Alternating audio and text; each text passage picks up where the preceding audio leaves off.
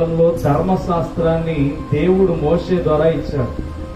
మోషే ద్వారా ఇచ్చినప్పుడు దేవుడు చేస్తున్న పని ఏంటంటే, ప్రతి మానవుల పాపము కొరకు ఏం చేయమన్నాడంటే, ఒక గొర్రె పిల్లనో ఒక ఎద్దునో లేకపోతే ఒక గాడిదనో అప్పగించి పవిత్రమైన దానిని ఎవరికి ఇమ్మన్నాడు? దేవునికి బలిగా ఇమ్మన్నాడు. దేవునికి స్తోత్రం. జరుగుతున్న 4000 ఏండ్లు ఏ మాత్రము దేవునికి ఆలోచన రాకుండా ఎప్పుడు ఆలోచన వచ్చిందంటే, యెషయా కాలంలో దేవునికి ఆలోచన వచ్చింది. ఏమని వచ్చింది? ఈ ప్రజలంట దేవుని మాటను తిరస్కరిస్తున్నారంట. దేవుడు చూపిస్తున్న ప్రేమను తిరస్కరిస్తున్నారంట. దేవుడు పెట్టిన ఆలోచన విధానాన్ని క్రమము తప్పుకుపోయి ఏం చేస్తున్నారంటే, మారు మనసుకి ఏముందిరా అంటే, లేకపోతే పాప పరిహారార్థ బలిగా మనం ఏదైనా కోడినో లేకపోతే పవిత్రమైన పావురాలను అప్పగించేస్తే మన పాపం చల్లారిపోతుందని వీళ్ళు ఇష్టం వచ్చినట్టు ఏం చేస్తున్నారంటే పాపం చేయడానికి ఇష్టపడుతుంది. యేసుక్రీస్తును పంపించాలనే ఉద్దేశం ఈ యొక్క ప్రభు అయిన దేవునికి ఎందుకు ఆలోచన వచ్చిందంటే, ప్రజలు మార్గము తప్పి వారి ఇష్టానుసరమైన జీవితాల్లో జీవించడానికి ఇష్టముతో గడుస్తున్న రోజుల్లోకి వెళ్ళిపోయారు. ఏరా అంటే వారి హృదయం ఏమైందంటే, ఏదో ఒక పశువును అర్పించేస్తే మన పాపం ఏమవుతుంది? పోతుంది. అలాగే ఈ దినాల్లో ఉంటే ఇంకెంత పాపం జరుగుతుందో ఆలోచన చేస్తున్నారా? ఈ దినాల్లో చిన్న పిల్లల మీద కూడా అత్యాచారం జరుగుతున్న ఈ దినాల్లో అదే పాపం ఒక దూడనో లేకపోతే ఒక మేకనో ఒక గొర్రెనో పవిత్రమైన దాన్ని అర్పించేసి ఆ దినాలే ఈ దినం వరకు ఉంటే గనక నిజముగా ఈ రోజు ఎంత ఘోర పాపం ప్రజల్లో జరుగుతుందో ఆలోచన చేయాలి. అవునా కాదు? దేవుడు విధి నిర్ణయాన్ని ముందుగానే ఆలోచన చేశాడు. ధర్మశాస్త్రాన్ని అప్పగిస్తే దీన్ని నడిపించడానికి ఏ మనిషికి కూడా హృదయం ఎలా ఉందంటే, పాపము ఎలా క్షమించబడాలో వారికి అర్థమైపోయింది కనుక పాపాన్ని మరలా చేయడం ప్రారంభించేది. మనం ఆలోచన చేస్తే మోషే కాలంలోనే పాపమును కట్టాలని దేవుడు ప్రయోగం చేశాడు. ఎలా చేశాడంటే 10 ఆజ్ఞలను ఇచ్చి వారికి ఒక నిర్మాణాన్ని ఏర్పాటు చేశాడా లేదా? మరి దావీదు కాలంలో కూడా తన చెల్లితో సైనించిన వాడు ఉన్నాడా లేదా? దావీదు కుమారుడు ఏం చేశాడు? తన చెల్లితోనే పాపము చేశాడు. పాపానికి పరిహారంగా 4 అన్నదమ్ములు ఏమైపోయారు? చనిపోయారు. ఏం జరుగుతుంది అంటే, దేవుడు నేర్పిస్తున్నది ఏంటంటే, పాపము జోలికి వెళ్లకుండా జాగ్రత్త పడండి అని చెప్పి నేర్పిస్తున్నాడు. అందుకని ఇక్కడ మాట చూస్తే, ఇదిగో నా దూతను నీకు ముందుగా పంపుచున్నాను, అతడు నీ మార్గమును ఎవరి గురించి మాట్లాడుతున్నాడు ఇక్కడ? యాహాను గురించి. ఎవరు సిద్ధపరుస్తారు? ముందుగా వచ్చి యాహాను సిద్ధపాటు చేస్తాడు. సువార్తను ప్రకటించేది ఎవరు? యాహాను సువార్తను ప్రకటించి రక్షణ వైపు మనుషులను ఏం చేస్తున్నాడు? నడిపిస్తున్నాడు. దేవునికి స్తోత్రం. ఈ రోజు బాగా ఆలోచన చేస్తే రక్షణ పొందిన బిడ్డలే క్రమముగా లేరు. ఎవరు? మారు మనసు పొంది బాప్తీసం తీసుకున్న వారే క్రమముగా వారి యొక్క జీవితాలు నడవట్ల. ఎందుకు నడవట్లేదురా అని ఆలోచన చేస్తే వీరు కూడా ఏం చేస్తున్నారంటే పాప పరిహారార్థ బలినే గుర్తు చేసుకుంటున్నారు. పవిత్రమైన రక్తం చిందించబడింది, పవిత్రమైన రక్తం నా కొరకు చిందించబడింది గనుక ఈ రక్తములో నేను మారు మనసు పొంది బాప్తీసం పొందాను గనుక ఈ పాపాన్ని మరలా నా జీవితంలోనికి రాకుండా చూసుకోవాలనే ఉద్దేశాన్ని గురిగా పెట్టుకొని మరిచిపోయే బ్రతికే సమాజం ఈ రోజు కనబడుతుంది. అవునా కాదు? అర్థమైంది నేను మాట్లాడింది? రక్షణ పొందిన బిడ్డలకి ఏమైందంటే నోటి మాట అదుపులో లేదు. రక్షణ పొందిన బిడ్డలకు ఏమి చేస్తున్నారు అంటే వీరు ఈ జీవితంలో దేవుని పట్ల గురి కలిగి జీవించాలనే ఉద్దేశమే వారిలో లేదు. దేవుడు అక్కడ పసిగట్టాడు. ఎప్పుడు? యెషయా గ్రంథం 6వ అధ్యాయం చూసినట్లయితే, యెషయా గ్రంథం 6వ అధ్యాయం చూసినట్లయితే అక్కడ మాట్లాడతాడు. చూడండి ఏమని మాట్లాడుతున్నాడు. చూడండి 14వ వచనం. అసలు ముందుగా చూసినట్లయితే 11వ వచనం చూడండి. 6వ అధ్యాయం 7వ అధ్యాయం 11వ వచనం చూడండి. 7వ అధ్యాయం. నీ దేవుడైన యెహోవా వలన సూచన అడుగుము, అది పాతాళమంత లోతైనను సరే ఉర్వలోకం అంత ఎత్తైనా సరే ఆహాజు నేను అడుగును యెహోవాను శోధింపను చెప్పగా అతడు ఇలాగూ చెప్పెను. 14 వచనం చూడండి అమ్మ. కాబట్టి ప్రభు తానే ఒక సూచన మీకు చూపును, ఆలకించుడి. కన్యక గర్భవతి అయి కుమారుని కని అతనికి ఇమ్మానుయేలును. ఎప్పుడు ఈ మాట ఇస్తున్నాడంటే 13వ వచనంలో చూస్తే మనుషులను విసిగించుట చాలదనుకొని నా దేవుని కూడా విసిగింతురా అని చెప్పి మాట్లాడుతున్నారు. ఏం చేస్తున్నారు ప్రజలు?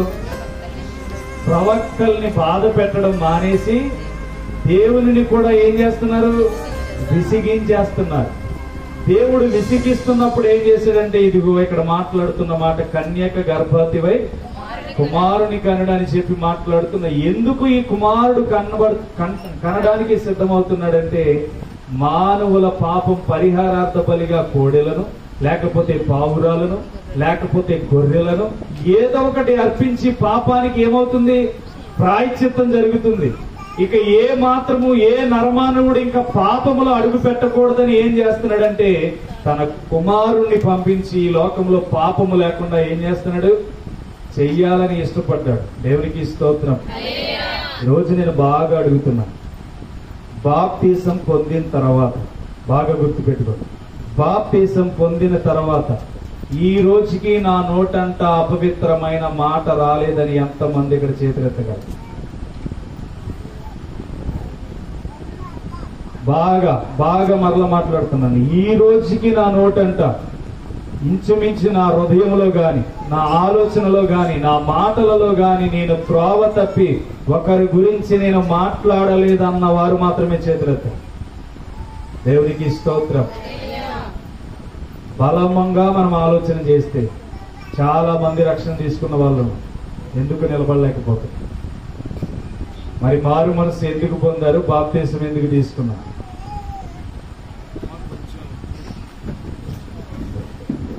మారు మనసు ఎందుకు పొందాం? బాప్తిసం ఎందుకు పొందాం? ఆలోచన చేయాలి.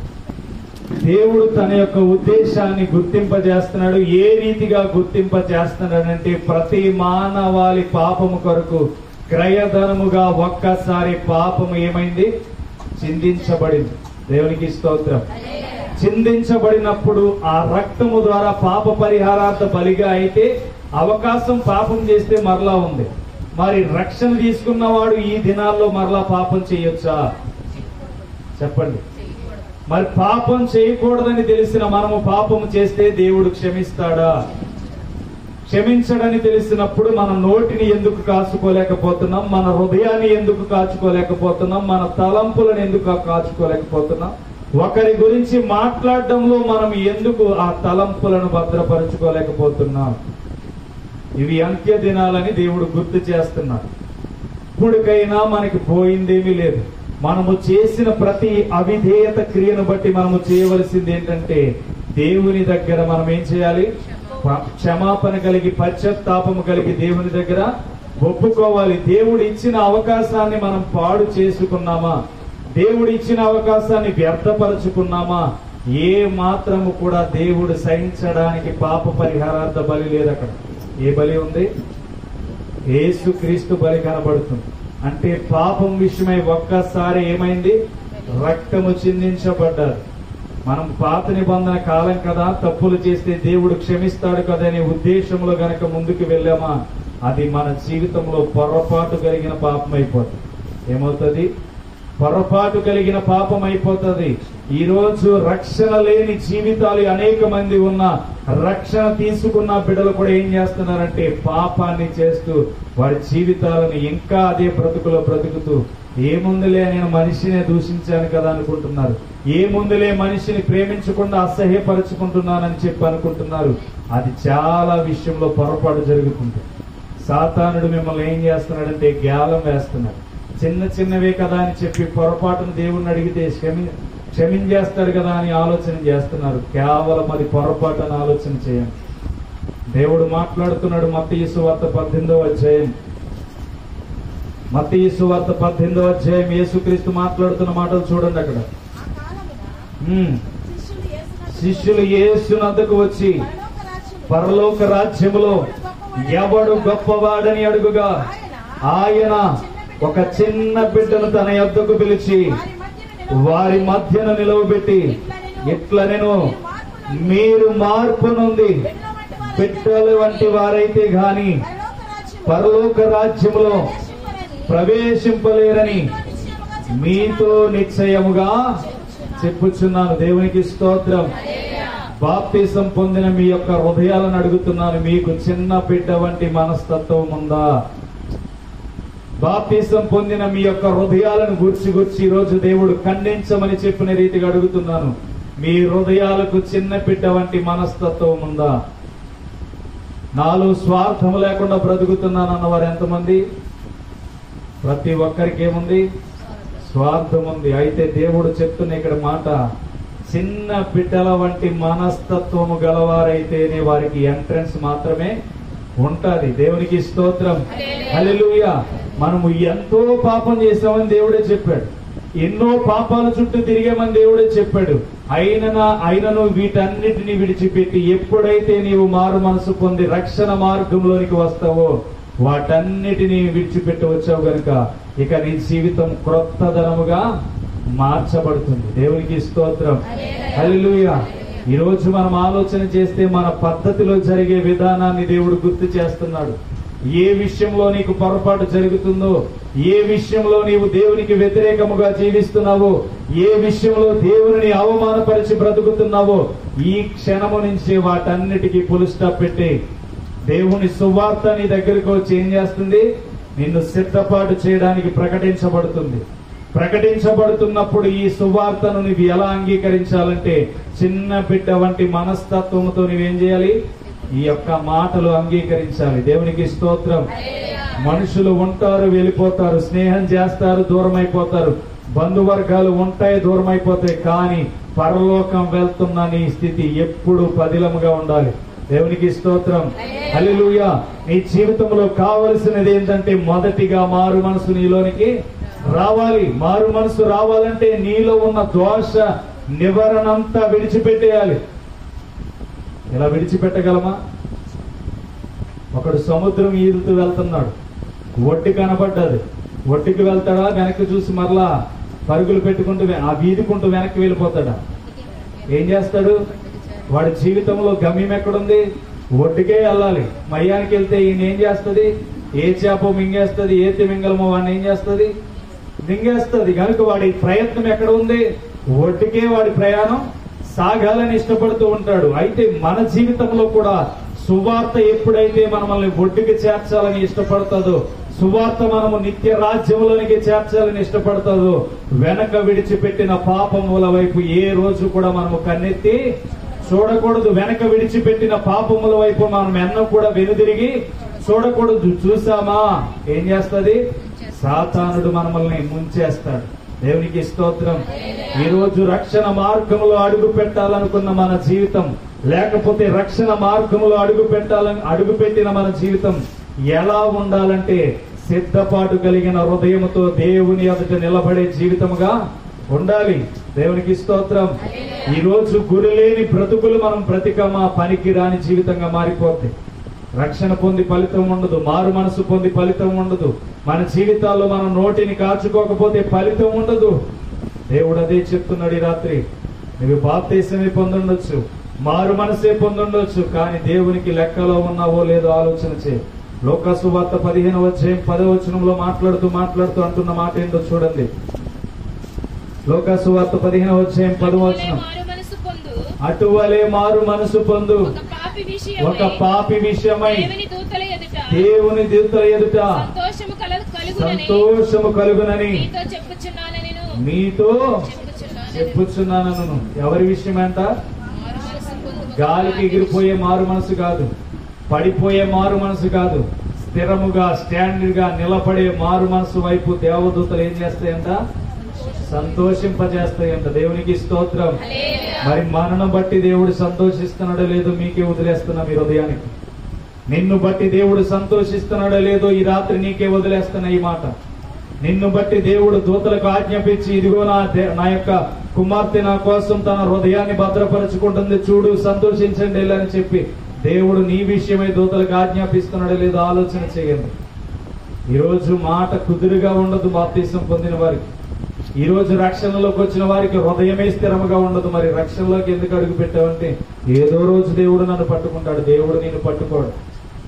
దేవుడు నిన్ను ఎందుకు పట్టుకుంటాడు? నీలాంటి వాళ్ళు 8 కోట్ల మంది ఉన్నారు ఈ లోకంలో. ఈ ప్రపంచం అంతా 8 కోట్ల మంది ఉన్నారు. దేవుడు నిన్ను పట్టుకోవడం ఏంటి? మారితే మారకుండానే దేవుడు నిన్ను పట్టుకోవాలి.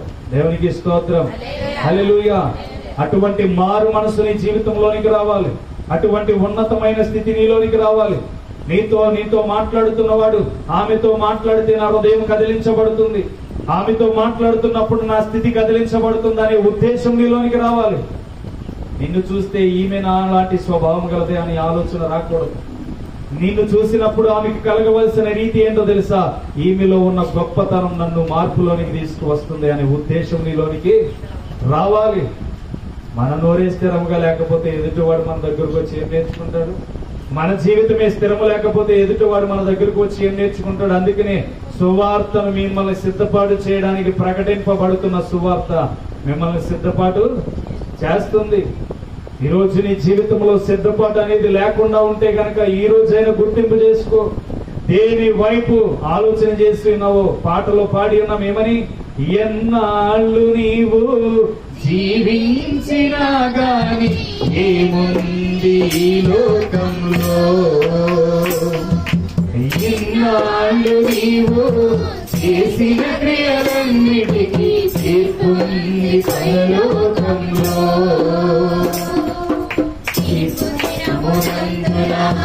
ఆయన ముందర నీవు నిలిచే ధైర్యము నీకుందా? తీర్పు దినమునందున ఆయన ముందర నీవు నిలిచే ధైర్యము నీకుందా? నిలిచే ధైర్యము నీకుందా? దేవునికి స్తోత్రం. ఉందా? ధైర్యం ఉందా? నిజంగా దేవుని దగ్గర నిలబడతానని ధైర్యం ఉందా? మనలో ఎప్పుడైతే ధైర్యం వస్తుందో అప్పుడే మనం దేవుని దగ్గర నిలబడిన వాళ్ళం అవుతాం. దేవుడికున్న అనుభవం ఏంటో తెలుసా? స్వయాన ఆయనే వచ్చి పాపంలో నుంచి విముక్తి పొందండ్రా అని చెప్తే మాట వినలా.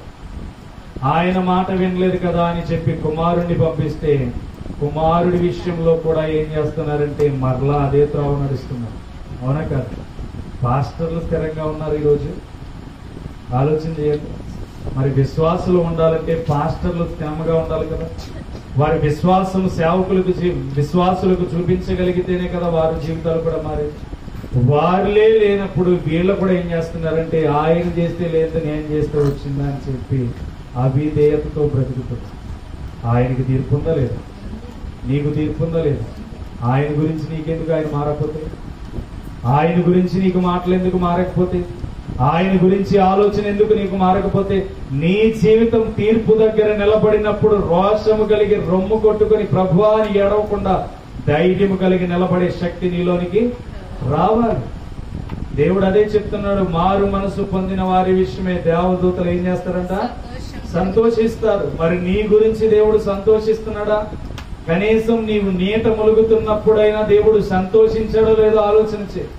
అప్పుడైనా పరిపూర్ణ మనస్సు కలిగి తీసుకున్నావో లేదో ఆలోచన చే. అప్పుడైనా పరిపూర్ణత కలిగి ఆలోచన కలిగి బాప్తీసం పొంది ఉన్నావో లేదో ఆలోచన చే. దేవుడు నేర్పిస్తున్న గుణాన్ని విడిచిపెట్టామా నిత్య నరకంలోనికి వెళ్ళిపోతాం. దేవుడు తెలియజేస్తున్నాడు మారు మనసు విషయమై. ఇక్కడ చూడండి 8వ వచనంలోకి వెళ్తే ఏమంటున్నాడు? 18:8 మత్తయి సువార్త 18:8.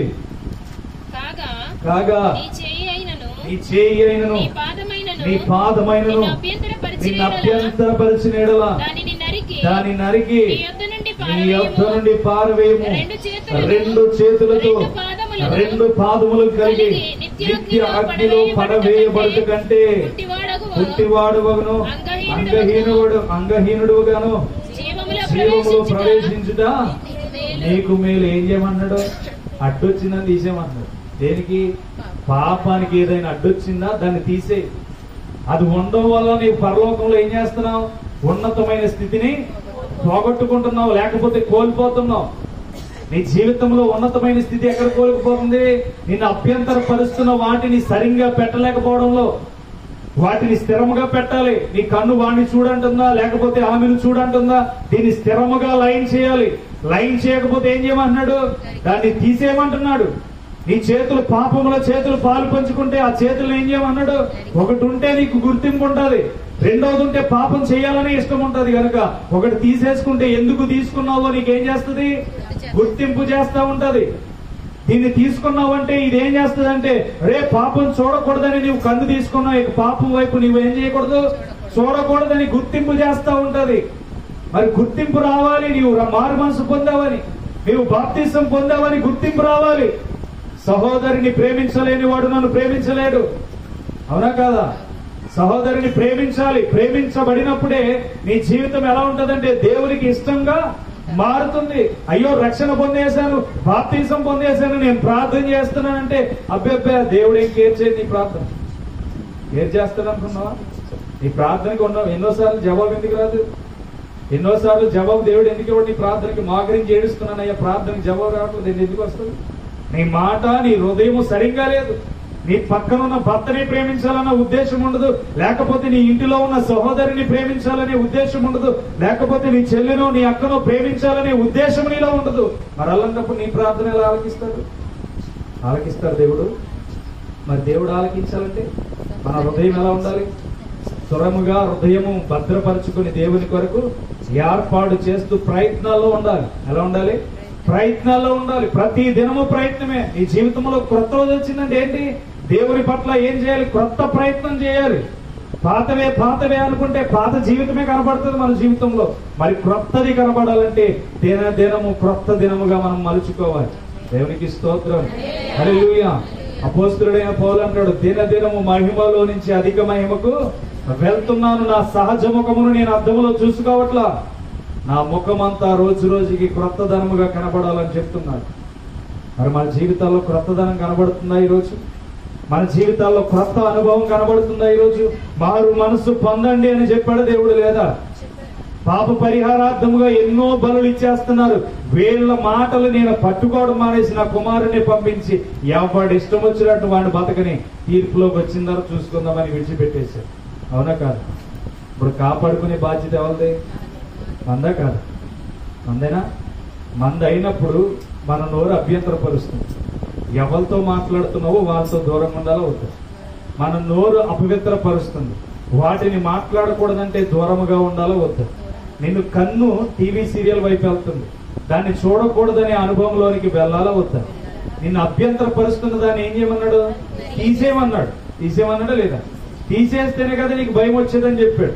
కాకపోతే మనం ఏం చేస్తున్నామంటే అభ్యంతరపరిచింది కదా పర్లేదులే, చూసినంత మాత్రమే ఏం కాదులే అన్న ఆలోచనలో ఉన్నాం. కానీ దేవుడు అంటున్నాడు, నీవు వాటి యందు దృష్టి పెట్టావా, వాటి ఆలోచనలోనికి వెళ్ళావా, నా నిత్య జీవితాన్ని ఏం చేస్తావు?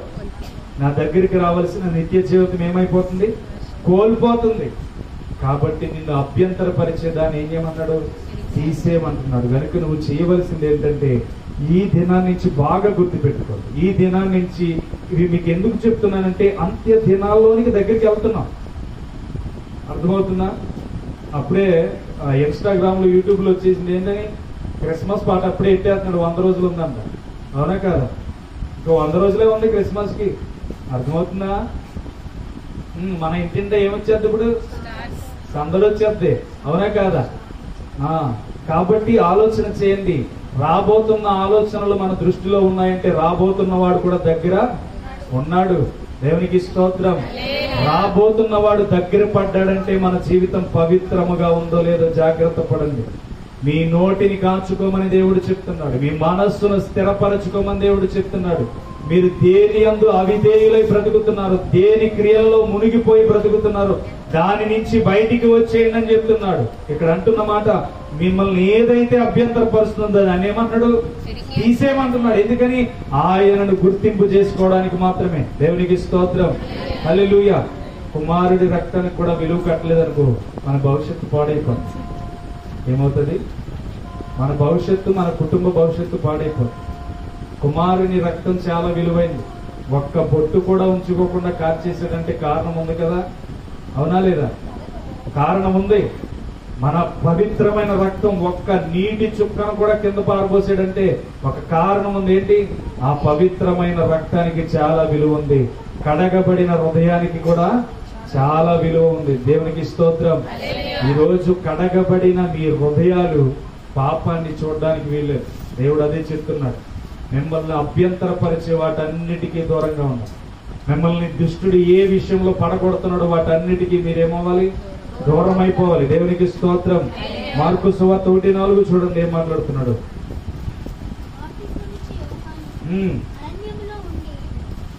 అరణ్యములో ఉండి పాప క్షమాపణ నిమిత్తము మారు మనసు విషయమై బాప్తిస్మము ప్రకటించు. అక్కడ కింద చూస్తే పాపములను ఒప్పుకొని వారు బాప్తిసం తీసుకోవడానికి వస్తున్నారంట. దేవునికి స్తోత్రం. ఇప్పుడు రక్షించబడిన విషయంలో మనం ఆలోచన చేస్తే ఈ దినాల్లో మారు మనసు వస్తే చాలు. నిజంగా చెప్పనా, కరెక్ట్గా చెప్తాను చూడండి. ప్రతి మనస్సును గురించి కరెక్ట్గా చెప్తాను. బాప్తిసం తీసుకోవాలన్న చేపు తీసేసుకోవాలనిపిస్తుంది. తీసుకున్న తర్వాత వీడికి అనిపిస్తుంది ఆమె ఎదురుగా మాట్లాడిన నన్ను అంటారు. దీనికి బాప్తిసం పొందింది కానీ మాటలు మాత్రం కట్టబడలేదు. ఇది బాప్తిసం పొందింది కానీ నీటి ములిగేస్తుంది వెళ్ళిపోయి భయభక్తులు లేకుండా అని చెప్పి మాట్లాడరు. కరెక్ట్ పొజిషన్ ఇదే. ఈరోజు నిన్ను గూర్చి నువ్వు అవమానపరచట్లేదు కానీ దేవుని అవమానపరుస్తున్న జాగ్రత్త. విలువైన క్రీస్తు రక్తాన్ని అవమానపరుస్తున్నావు, జాగ్రత్త.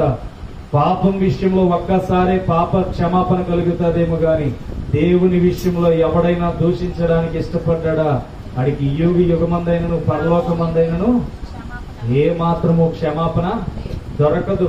ఈరోజు మారు మనసు పొందిన మీ గురించి దేవుడు తెలియజేస్తున్న మాట ఏంటో తెలుసా? జాగ్రత్తగా ఇక నుంచైనా మీ నోటిని కాచుకొని భద్రపరచుకోండి. మీకు తెలియనంతసేపు ఎంత చేసినా పర్వాలేదు. తెలిసిన తర్వాత దాని విషయంలో ఏ మాత్రము తల దూర్చుకొని ఇష్టానుసరమైన మాటలు మాట్లాడారా ఏ మాత్రము కూడా పొరపాటును దేవుడు క్షమించడు. అక్కడ అంటున్న మాట చూడండి. పాపములను క్షమాపణ నిమిత్తము మారు మనసు విషయమే బాప్తిసము ప్రకటించుచు వచ్చును. పాపములను క్షమించబడడానికి మాత్రమే మారు మనస్సు. అర్థమవుతుందా?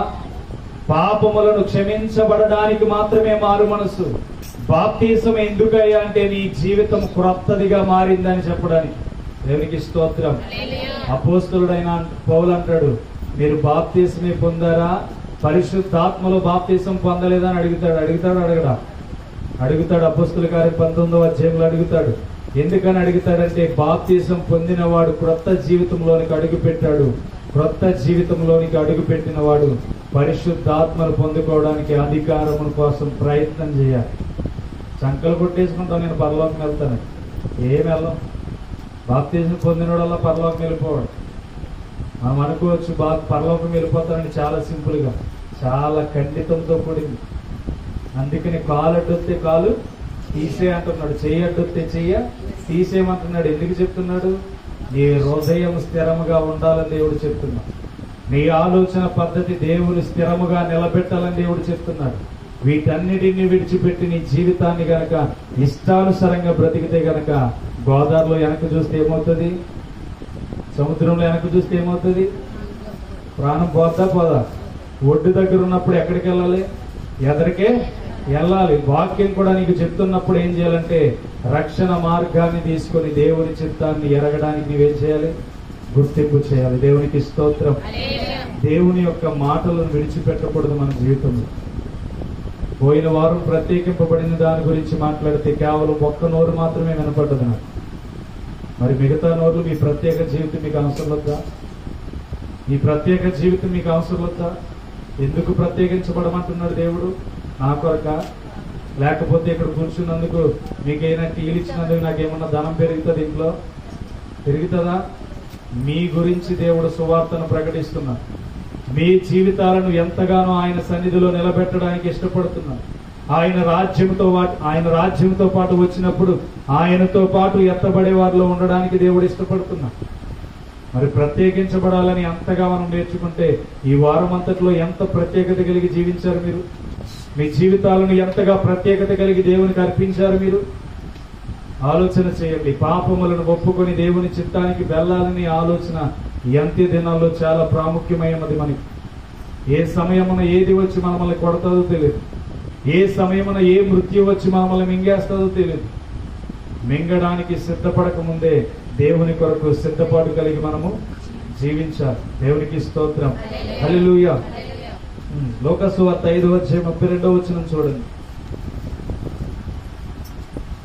లోకాసు వార్త 5:32 మారు మనసు పొందుటకై పాపులను పిలవవచ్చిందని గాని నీతిమంతులను పిలవ రాలేదని వారితో చెప్పిన దేవునికి స్తోత్రం. దేవుడు ఎవరిని ఇష్టపడుతున్నాడు? ఎవరిని? పాపులమైన మన జీవితం కొరకే దేవుడు వచ్చానని చెప్తున్నాడు. మరి అలాంటప్పుడు పాపం విషయంలో మనం ఎంతగా ఉండిపోతే అంత ఆశీర్వాదం వస్తుందా? చెప్పండి. పాపములు ఉంటే ఆశీర్వాదం వస్తుందా? పాపుల కొరకే వచ్చారని సువార్త ప్రకటించబడుతుంది. పాపులను రక్షించడానికి మాత్రమే సువార్త ప్రకటించాడని దేవుడు చెప్తున్నాడు. చూడండి, బాగా మీరు గమనించండి. బల్లారాధనకి వెళ్తున్నారు కదా, సిగరెట్ కాల్చేవాడు బల్లారాధన తీసుకొచ్చా? మందు తాగేవాడు బల్లారాధన ఇవ్వచ్చా? చెప్పండి, తీసుకోవచ్చా? తెలిసిన నీవు బల్లారాధన ఇవ్వచ్చా? ఇవ్వకూడదు? చెప్పండి, ఇవ్వకూడదా? ఇవ్వచ్చా? అది ఇస్తే ఎవరికి పాపం? మనకే పాపమా? ఇచ్చేవారికి కూడా పాపం. తీసుకునేవాడికి రెండింతల పాపం, ఇచ్చేవాడికి కూడా పాపం. ఈరోజు క్రమం లేదు. సిగరెట్ కాల్చేవాడు బల్లారాధనలోకి వెళ్తున్నాడు, మందు తాగేవాడు బల్లారాధనలోకి వెళ్తున్నాడు. దేవుడు ఏం చెప్పాడు తెలుసా? బల్లారాధన అంటే ఏంటో తెలుసా? తన రక్తము, తన యొక్క శరీరము రొట్టెగాను ద్రాక్షారసము గాని ఇచ్చి దాన్ని ఆయనను గుర్తింపు చేసుకున్నప్పుడల్లా ఏం చేయమన్నాడు? జ్ఞాపకం చేసుకున్నప్పుడల్లా పవిత్రత కలిగి మన హృదయం ఏం చేయాలి? మరి త్రాగేవాడికి ఇస్తే అది పవిత్రుడు అవుతాడా? గెడ్డలు లేస్తాయంట. ఏం లేస్తాయి? శరీరంలో గెడ్డలు లేస్తాయంట, రోగాలు వస్తాయంట. వాడు ఎందుకు తీసుకున్నాడో తెలియకుండా గనక చేతులు పెడితే గనక వాడి జీవితానికి మరణము తథ్యమవుతుంది. అర్థమవుతుందా? ఒకవేళ తెలియకుండా ఎవడైనా చేస్తున్నాడేమో వాడికి చెప్పండి. తెలియకుండా పాపం మాట్లాడేవాడు మీ ఇంట్లోనే ఉండి వెళ్ళి బాప్తి దానిలో బల్లారాధనలో చేతులు పెడుతున్నాడేమో జ్ఞాపకం చేసుకోండి. ఎవరైనా తెలియకుండా పెడితే, అది తెలియకుండా తీసుకుంటే వాడికి మరణపాయ స్థితులు ఏర్పడతాయి. వాడు ఖర్చు పెట్టిన బాగుపడని స్థితిలోనికి వెళ్ళిపోతాడు. వాడు ఎంత డబ్బు ఖర్చు పెట్టినా దాన్ని బాగు చేయలేని వైద్య రీతిగా వెళ్ళిపోతాడు. ఎందుకో తెలుసా? అది పెట్టిన శిక్ష ఎవరిదో తెలుసా? దేవునిదే. దేవునికి స్తోత్రం. పరలోకమందున్న వైద్యుడి కంటే ఈ లోకంలో వైద్యుడు ఎవరన్నా ఉన్నారా? లేరు. దాన్ని కనిపెట్టడం ఈ లోక వైద్యుడి వల్ల కాదు. దాన్ని నయం చేయడం ఈ లోక వైద్యుడి వల్ల కాదు. బల్లారాధనలో చేతులు పెడుతున్న ప్రతి ఒక్కరి గురించి నేను చెప్తున్నా. నేనే పవిత్రుడనని నేను ఏ రోజు కూడా మాట్లాడను. నేనే పరిశుద్ధంగా జీవిస్తున్నానని ఏ రోజు మాట్లాడను. నేను కూడా పాపినైనా నేను దేవుని కొరకు ఏర్పాటు కలిగి జీవించి అనేక ఆత్మల పట్ల శ్రద్ధ కలిగి ఏం బోధించాలని నేర్చుకుంటున్న వారిని, ఆ క్రమాన్ని ఎలా పాటించాలో నాకు తెలుసు. దేవునికి స్తోత్రం. ఈ రోజు నువ్వు కూడా తెలుసుకోవాల్సింది ఏంటో తెలుసా? మారు మనసు పొందిన నీ వలన పరలోకంలో సంతోషించబడాలి. దేవునికి స్తోత్రం. రక్షణలోనికి వచ్చిన నీ జీవితం వలన పరలోకంలో ఉన్నతమైన స్థితిలో నీ జీవితం ఉందని గుర్తించాలి. ఈ రోజు దేవుడు చెప్తున్న మాట ఏంటో తెలుసా? పాపుల కొరకు మాత్రమే వచ్చానని చెప్తున్నారు. నీతిమంతుల కొరకు రాలేదంట. తప్పిపోయిన 99 గొర్రెలను విడిచి ఒక గొర్రెను ఎతకడానికి ఏం చేస్తున్నాడు? వెళ్తున్నాడు. ఏం చేస్తున్నాడు? ఒకడు దేశాంతరం వెళ్ళాడంట. యజమానుడు దేశాంతరం వెళ్ళి కూలీల్ని పక్కొక్కరిని పంపిస్తుంటే ఏం చేస్తున్నాడంట? చంపేస్తున్నాడు, లేకపోతే కొట్టి పంపించేస్తున్నాడు. యజమానుడే వచ్చాడు. యజమానుడు వస్తే తీర్పు ఎలా ఉంటది? కఠినంగా ఉంటది, ఉండదా? కుమారుని పంపించిన తర్వాత కూడా సిగ్గులేని జీవితం జీవించారా? కుమారుని గుర్తించకుండా వ్యర్థమైన బ్రతుకు బ్రతికామా? తప్పకుండా యజమానుడు ఒక రోజు వస్తాడు. ఏం చేస్తాడో తెలుసా? ఎబ్రీ పత్రిక చూడండి ఒకసారి. 9వ అధ్యాయం, ఎబ్రీ పత్రిక 9వ అధ్యాయం 28వ వచనం. అలాగుననే క్రీస్తు కూడా అనేకుల పాపములను భరించుటకు ఒక్కసారి అర్పింపబడి తమ కొరకు కనిపెట్టుకొని ఇండు వారి రక్షణ నిమిత్తము పాపము లేకుండా రెండవసారి ప్రత్యక్షమగును. ఏం చేయమన్నాడు? కనిపెట్టమంటున్నాడు. ఎవరి కోసం? పాపము లేకుండా తన కొరకు కనిపెట్టుకొని ఇండు వారి రక్షణ నిమిత్తం పాపము లేకుండా రెండవసారి ఏం చేస్తాడంట? ప్రత్యక్షం అవుతాడంట. అంటే పాపము లేని వారి కోసమే ప్రత్యక్షం అవుతాడు. దేవునికి స్తోత్రం. పాపము లేకుండా జీవించే వాడి కోసమే రెండవసారి ప్రత్యక్షత జరుగుతుంది. మరి పాపం చేసేవాడు పోతాడు. ఎక్కడికి పోతాడో మనకి తెలీదు. ఆయన వచ్చే వరకు కూడా మనకి తెలీదు. చెప్పిన మాట ఏంటంటే నరకానికి వెళ్తాడని చెప్పబడి ఉంది. ఏ ఏ స్థానాలు ఎవరి కోసం దాచబడి ఉన్నాయి ఎవరికి కూడా తెలీదు. కానీ అంటున్నాడు తన కొరకు కనిపెట్టుకొని ఉండు వారి రక్షణ నిమిత్తం పాపము లేకుండా రెండవసారి రాబోతున్నాడంట. దేవునికి స్తోత్రం. మరి ఈ ప్రత్యక్షతను చూడాలంటే మనము పవిత్రులమై ఉండాలో ఉండకూడదు? మరి ఉండలేకపోతున్నాం ఏంటి మన జీవితాల్లో? ఆలోచించే. ఖండిస్తున్నాడు దేవుడు, ఖండించట్లేదు. మీరు చేస్తున్నది పొరపాటు కాదు. పొరపాటు అయినప్పుడు దాని నుంచి బయటికి రావాలా రాకూడదు? సముద్రంలోకి వెళ్తానంటే ఏమన్నా బతకనిస్తాయా? లోన్ ఉన్నాయి చెప్పండి. మరి ఒడ్డు దగ్గరగా ఉన్నప్పుడు దాన్ని చేరుకోవాలి అవుతారు. మరి మన మనసులో లేనిపోని దృష్టి ఎందుకు మనకి? మన మాట మీద మనం నిలబడలేనప్పుడు మన జీవితం దేవునికి అర్పించడం ఎందుకు? పోతే నరకానికి పోవచ్చు కదా. ఆలోచన చేయండి. మన మాట మీద మనం నిలబడలేదు. మన స్థితి మనకి తెలిసినా గానీ, మన జీవితం దేవుని కొరకు నిలబడాలనే ఉద్దేశం తెలిసినా గానీ మనం నిలబడలేం. మరి ఇంకెందుకు దేవుని కొరకు నిలబడడం? నేను మారు మనసు పొందేస్తానన్నాడు. ఎంతవరకు కరెక్ట్ ఇది? నువ్వు మారు మనసు పొందావంటే నిలబడాలా నిలబడకూడదు? నిలబడాలి. నీ జీవితంలో నిలబడగలిగితేనే మారు మనసు నీకు అవసరం. లేకపోతే నిలబడకపోతే నీకెందుకు మారు మనసు? నీలాంటి వాళ్ళు ఈ ప్రపంచం మీద అనేక మంది ఉన్నారు. వాళ్ళలోనే దేవుడు నిన్ను దుడి చేస్తాడు.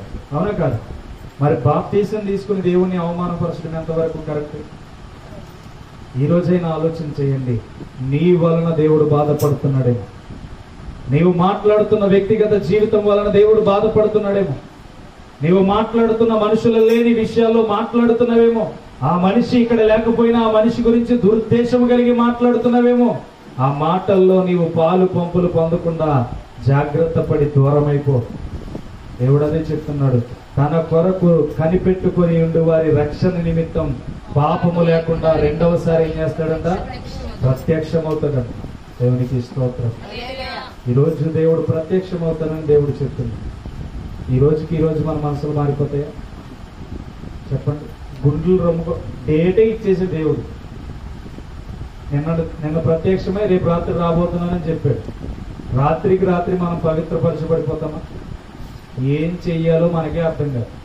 ఏం చేయాలి? ఏం చెయ్యాలో మనకే అర్థం కాదు. ఏం చేసాం? సంపాదించిన డబ్బేమో బీరువాలో ఉంది, సంపాదించిన నగలేమో బీరువాలో ఉన్నాయి. ఎంజాయ్ చేయకుండా దేవుడు వచ్చేద్దని చెప్పాడు, చెప్పనన్నాడు కదా అని తిట్టుకునే వాళ్ళు కూడా ఉంటారు. అవునా కాదు? అవునా? ఎప్పుడు వస్తానో చెప్పనన్నాడు దేవుడు. మరి ఇదేంటి రేపు రాత్రి వచ్చేద్దాను అన్నాడు. ఎంజాయ్ చేద్దామని బోల్డ్ డబ్బు దాచుకున్నాను, కొత్త బట్టలు కొనుక్కున్నాను, పండక్కి అది చేద్దాం ఇది చేద్దామని బండి తీద్దాం అనుకున్నాను. అనేక మంది ఆలోచనలు వస్తాయి కదా, వస్తాయి. కానీ రెప్పపాటులో నేను వస్తాను. ఎవడైతే నా కొరకు నిరీక్షణ కలిగి కనిపెడతాడో వాడు మాత్రమే నాతో పాటు వస్తాడు. దేవునికి స్తోత్రం. బంగారం వస్తుందా? వెండి వస్తుందా? రాదు. వస్తుందా? మరి రానప్పుడు దాని విషయంలో మనకు దృష్టి ఎందుకు? ఇల్లు కట్టుకోవాలనుకుంటాం, ఎప్పుడో 10 సంవత్సరాలకి ఇల్లు పూర్తవుతుంది. దానికోసం ఎంత ప్రాకులాడతాం. ఈలోపు దేవుడిని ఏం చేస్తాం? పక్కన పెట్టి మనకి ఈ లోక నివాసం కోసం పరుగులు పెడతాం. కాదు, దేవుడితో సహవాసం చేస్తూ ఇల్లు పని ప్రారంభించి దేవుడు అద్భుతంగా నిర్మిస్తాడు. దేవునికి స్తోత్రం. హల్లెలూయా. నువ్వు ఎవరి మీద ఆనుకుని నిలబడతావో ఆ దేవుడు జీవము గలవాడే. ఒక్క స్తుతులతోనే 7 రోజుల్లో పాటను కూల్చేశాడే, కోల్చలేదు. నువ్వు ప్రార్థన చేస్తే నీ జీవితంలో ఏదైనా జరుగుతుంది. నువ్వు చెయ్యలేకపోతున్న అనుభవంలో ఉన్నావు, నేను చేస్తున్న అనుభవంలో ఉన్నానని దేవుడు చెప్తున్నాడు. నువ్వు ఎప్పుడైతే దేవుని పట్ల విశ్వాసము కలిగి నిలబడగలుగుతావో దేవుడు నువ్వు పలికే ప్రతి మాట వెనకాల దీవెన ఉంచుతాడు. మరి అలాంటప్పుడు ఈ లోకంలో లేని మారు మనసు మనం కలిగి ఉండొచ్చా? పరలోకమందున్న మారు మనసు మనం ఏం చేయాలి? కాపాడుకోవాలి, కనిపెడుతూ ఉండాలని చెప్తున్నాడు హెబ్రీ పత్రికకి రాస్తూ. ఏం చేస్తున్నాడు? కాపాడుకొని కనిపెట్టుకుంటూ ఉండమంటున్నాడు. మరి కనిపెడుతున్నామా? ఇప్పుడు ప్రార్థనగానే కనీసం నా గురించి మాట్లాడేవు తండ్రి అని మోకరించి కనీసం పట్టుమని 10 మంది ప్రార్థన చేయరు ఇంటికి వెళ్ళి. ఇప్పుడు దాకా వాక్యంతోనే గడిపాం కదా. అందమైన లేకపోతే మంచమైనా ఎదురుగా ఉంటారు తొప్పుడాల్సి. సాతానుడు అంటాడు, ఇప్పుడు దాకా కూర్చున్నావు కదా అక్కడ నడుము వాల్చి అంటాడంట. ఎంతమంది ప్రార్థన చేస్తున్నారు ఇంటికి వెళ్ళి ప్రార్థన అయ్యాక? దేవునికి స్తోత్రం. ఎక్కడి నుంచి అయినా ప్రార్థన చేయరు. ఎందుకో తెలుసా? అది సాతానుడు పెడుతున్న క్రియ. ప్రభువా, ఈ దినాన్ని నాతో మాట్లాడావు, నాతో మాట్లాడినందుకు నీకు కృతజ్ఞతాస్తుతులు చెల్లిస్తున్నాను, నన్ను బాగు చేయి తండ్రి అని దేవుని దగ్గర మనం ఏం చేయాలి తెలుసా? మొరపెట్టాలి. ఎందుకంటే విలువైన మాటలు మన జీవితానికి దేవుడు పరిచయం చేస్తాడు. మనం అనుకుంటాం పెద్ద పెద్ద తప్పులు చేస్తున్నామని. చిన్న చిన్న తప్పులను కూడా దేవుడు వెతుకుతాడు తెలుసా? చిన్న చిన్న పొరపాటులను కూడా పిన్ టు పిన్ దేవుడు వెతికి లెక్కిస్తాడు. ఎందుకో తెలుసా? దేవుడు సర్లే ఈ వీటికి ఏముందని పంపించేసిన సాతానుడు ఏమంటాడు తెలుసా? ఎలా పంపిస్తున్నా పరలోకానికి ఈమె మనసులో ఏముందో తెలుసా? పక్కవారిని దూషించింది. కనీసం మనసులో కూడా తలంచుకున్న దాన్ని కూడా ఎత్తుపట్టి చూపిస్తాడు సాతానుడు. ఫోన్లో యేసుక్రీస్తు పంపించేసిన. అలాంటి తీర్పు ఉంటుంది మనలో. మన హృదయం పవిత్రంగా మనుషులకు కనబడడం కాదు, తీర్పు తీర్చే దేవునికి కనబడాలి. దేవునికి స్తోత్రం. లూకా సువార్త 16:15 చూడండి. లూకా సువార్త 15:16 16:15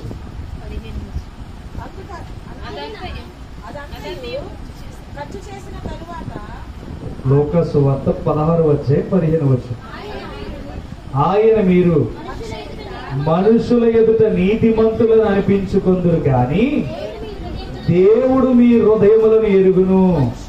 మనుషులలో ఘనముగా ఎంచబడినది దేవుని దృష్టికి అసహ్యము. వాడి దగ్గర 2 అంతస్తులు డాబా ఉంది కదా, వాడికి న్యాయం చేస్తాడు. మనకి ఆడి దగ్గరికి వెళ్ళాడు కాలు పట్టుకుందాం అనుకున్నావా? వాడే నేను ముంచేస్తాడు. దేవునికి స్తోత్రం. ఎవడు ముంచేస్తాడు? 2 అంతస్తులు డాబా ఉన్నవాడే ముంచేస్తాడు.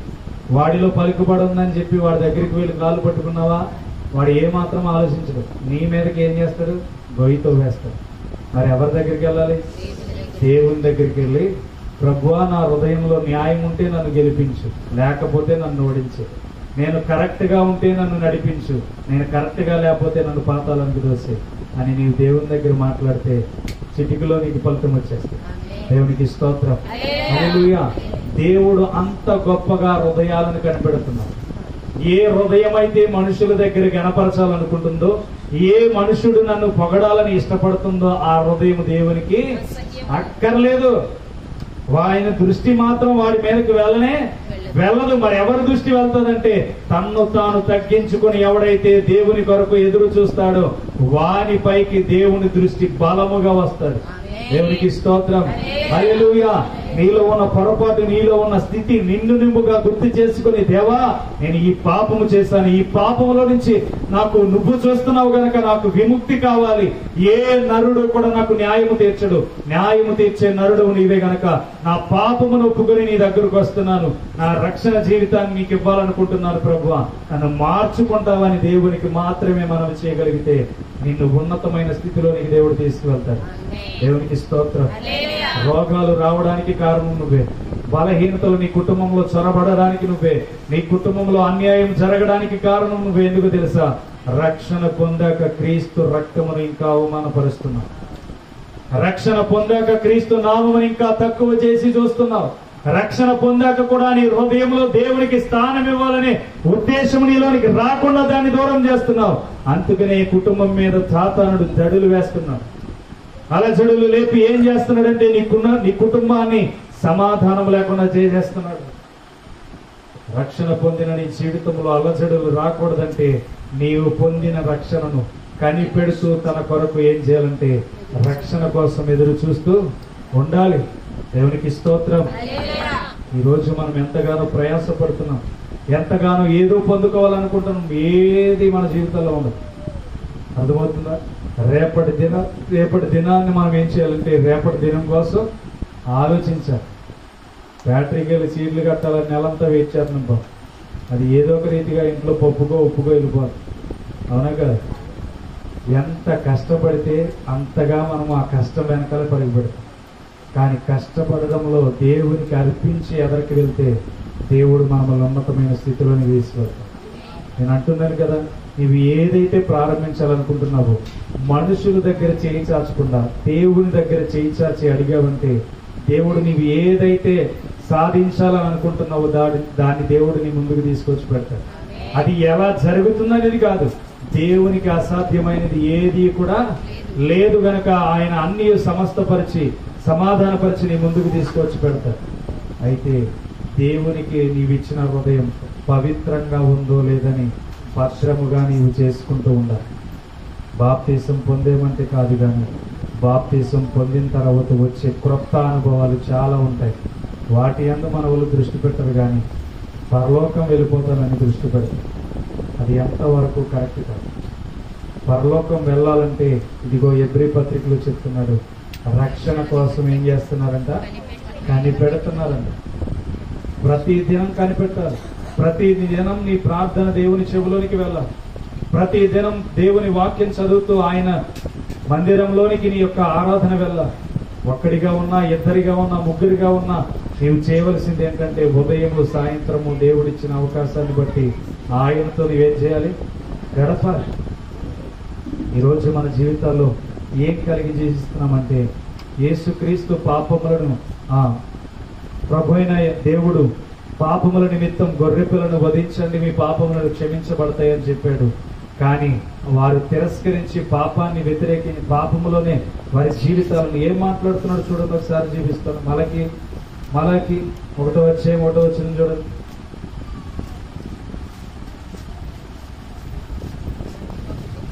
రెండవ వచనం చూడండి. యెహోవా సెలవిచ్చినదేమనగా, నేను మీ ఎడల ప్రేమ చూపి ఉన్నాను. అయితే మీరు ఏ విషయమందు నీవు మా ఎడల ప్రేమ చూపితే అందరూ ఏమన్నారంటే, ఇక్కడ నువ్వేం ప్రేమ చూపించావు అన్నారంట దేవుణ్ణి. వాళ్ళకున్న శ్రమల నుంచి బయటికి తీసుకొచ్చాడు. వాళ్ళకున్న ఇబ్బందుల నుంచి ఎన్నిసార్లు సాతాను చేతులు, శత్రువైన చేతిలో వారు ఇరుక్కుని పోతే ఎన్నిసార్లు విడిపిస్తే వీళ్ళు మరలా మొదటిగా వస్తున్నారు. ఏం చేస్తున్నారు? ఏమి చూపించావు నీవు మా మీద ప్రేమ? ఏంటంట? ఏమి చూపించావు ప్రేమ? కొంతమంది రక్షణ కూడా అందుకే తీసుకుంటారు. ఎందుకు? దేవుడు మా జీవితాలను మారుస్తాడు, మా కుటుంబాన్ని ఉన్నతమైన స్థితిలోనికి తీసుకువెళ్తాడు తల్లి అన్నట్టు, అన్న అడిగినవన్నీ ఇస్తాడు అన్నట్టుగా దీని కొరకే బాప్తిజం తీసుకుంటారు కొంతమంది. దేవుడు వారిని కేర్ చేయడు. వారు అవసరంలా ఇచ్చేదాన్ని పొందుకోవడానికి వస్తుంది కదా అని దేవుని రాజ్యంలోనికి ఎవడు అడుగు పెట్టాల. దేవుని పరలోక సంపాదన మీద దృష్టి పెట్టాలి ఎవరైనా సరే. ఎప్పుడైతే ఆ పరలోక ధనము మీద దృష్టి పెడతారో వాడు కుటుంబం వర్ధిల్లుతూ ఆశీర్వదించబడుతూ ఎదుగుతూ వెళ్ళిపోతుంది. దేవునికి స్తోత్రం, హల్లెలూయా. అందుకనే ఇక్కడ అంటున్నా, ఈ ప్రజలు చూడండి, నువ్వు మా మీద ఏం చూపించావు ప్రేమ? ఏ ప్రేమ ఉంది మా మీద నీకు? ఏ ప్రేమ చూపించానో? ఏముంది ప్రేమ? ఇక్కడ ఏ ప్రేమ లేదని ఏం చేస్తున్నారు? తిరగబడుతున్నారు దేవుని మీద. అందుకనే దేవుడు అంటున్నాడు, ఇక మీతో నేను పడలేను రా, మీతో నేను పడలేను, నాకు ఓపిక లేదు, నాకు ఓపిక అయిపోయింది. ఒక్కసారి మాత్రమే నా కుమారుని రక్తము అర్పించేస్తాను. ఎవడి బ్రతుకు వాడి బ్రతుకు, ఎవడి జీవితం వాడు జీవించండి. నా కుమారుడి దగ్గరకు వచ్చి వాడి రక్తంలో ఎవరైతే కడుక్కుంటారో, ఎవరైతే వాడి రక్తంలో కడగబడి శుద్ధీకరించబడతారో వాడిని మాత్రమే నేను పరలోకానికి తీసుకువెళ్తాను. ఇక మిగతా వాడితో నాకు ఏ మాత్రము పని లేదు. అందుకని ప్రకటన గ్రంథం 5, 9, 10 వచనాలు చూడండి ఏం మాట్లాడుతున్నాడు, ఏం చెప్తున్నాడు అక్కడ. ఒక మాట మాట్లాడుతున్నాడు చూడండి. ప్రకటన గ్రంథం 5, 9, 10 వచనం.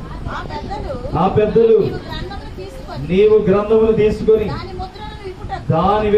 దాని ముద్రలను విప్పుటకు యోగ్యుడవు, నీవు వధింపబడిన వాడివై నీ రక్తమిచ్చి ప్రతి వంశములోను ఆయా భాషలు మాట్లాడే వారిలోను ప్రతి ప్రజల్లోను ప్రతి జనములోను దేవుని కొరకు మనుషులను కొని మా దేవునికి వారిని ఒక రాజ్యముగాను యాజకులుగాను చేసితివి కనుక వారు భూలోకమందు ఏలుదురని కొత్త పాట పాడుదురు. ఏం చేస్తాడంట? ప్రతి వంశములోను, ప్రతి జాతిలోను, ప్రతి జనములోను దేవుని కొరకు మనుషులను కొన్నాడంట. దేవునికి స్తోత్రం. ఇక ఏ మాత్రము కూడా మనుషులకి దేవునికి సంబంధం ఉండదు. కడగబడిన వాడు దేవునితో మాట్లాడతాడు, కడగబడిన వాడు దేవునితో సంభాషిస్తాడు, కడగబడిన వాడు పవిత్ర హృదయం కొరకు ఆశపడి ఆయన కొరకు కనిపెడతాడు. పాపం చేసేవాడు బ్రతుకు పాపం చేసుకుంటూనే వెళ్ళిపోతాడు. చాలా మంది అంటున్నారు సగ జీవితం అయిపోయింది వెళ్ళిపోతానులే అన్నారు. ఎక్కడికి వెళ్తాడు వాడు? ఎక్కడ కాదు అయిపోయింది సగ జీవితం, ఎక్కడ కాదు సగ జీవితం అయిపోయింది. ఏముంది? 1000 ఏండ్లు యుగ యుగాలు ఏం చేయాలో వాడికి అర్థం కాదు. మనం వీడియో చూసాం, మన మీటింగ్లకి ఏం చూపించాడు? అటు పరిగెడుతున్నాడు, ఇటు పరిగెడుతున్నాడు, పైకి ఎక్కుతున్నాడు, దాంట్లో నుంచి మాత్రం బయటికి రావట్లా. చెట్టు ఎక్కాడు, చెట్టులో ఉన్న ముళ్ళు ఏమైంది? గుండుల్లో నుంచి యువతలకు వచ్చేసింది. వాడికి అక్కడ ఉంటుంది మరణం. ఇక్కడ సింపుల్ గానే మాట్లాడొచ్చు, మద్యం మత్తులో ఉండో లేకపోతే లోకం మత్తులో ఉండి ఏదో ఒక మాట మాట్లాడేయచ్చు.